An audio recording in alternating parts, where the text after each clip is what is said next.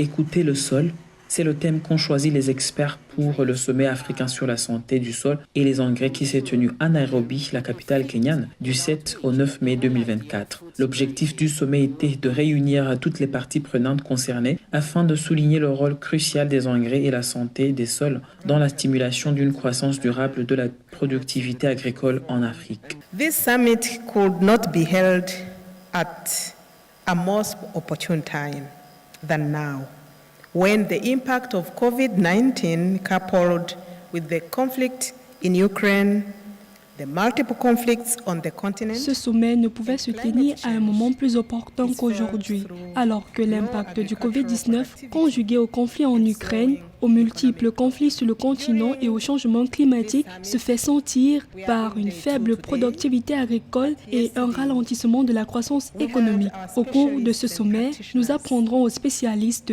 et des praticiens les bonnes pratiques combinées aux technologies adéquates pour gérer nos sols, tout en veillant à ne pas détruire notre environnement. Nous entendrons parler des mesures que nous devons prendre collectivement pour combler l'écart entre nos meilleures pratiques et celles du reste du monde afin de maintenir notre compétitivité tout en répondant aux besoins des millions d'Africains dont la vie et les moyens de subsistance dépendent de l'agriculture et des systèmes alimentaires. While we cater to the millions of Africans whose lives and livelihoods depend on agriculture and food systems.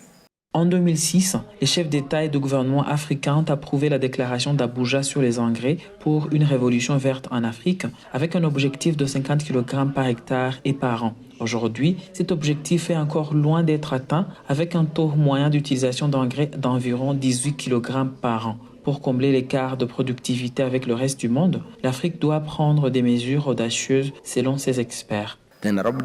La déclaration de Nairobi s'engage sur l'utilisation d'engrais, la santé des sols, le financement, la création d'un environnement favorable et le renforcement des capacités pour soutenir leur mise en œuvre. Ces documents nous permettront d'élaborer le rapport ministériel sur l'agriculture en vue d'un accord avec nos homologues des affaires étrangères dans des domaines tels que l'harmonisation des politiques, le renforcement des capacités institutionnelles, la facilitation du commerce régional et l'intégration des aspirations régionales dans les plans d'action nationaux. En Afrique, plus d'1 milliard de personnes n'ont pas accès à une alimentation saine.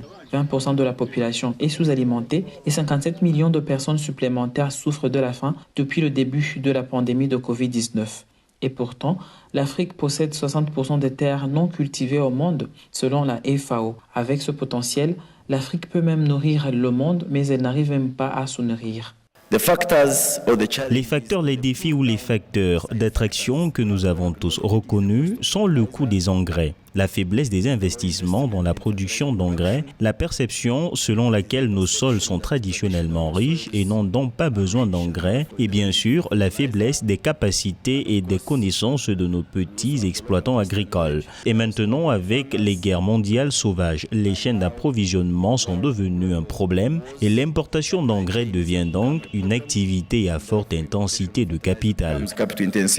Au Kenya, le plan d'action sur les engrais et la santé des sols a été approuvé. Le sommet a souligné que les investissements dans la fabrication locale et le mélange d'engrais doivent être optimisés pour tirer parti des ressources du continent et réduire la dépendance à l'égard des marchés mondiaux.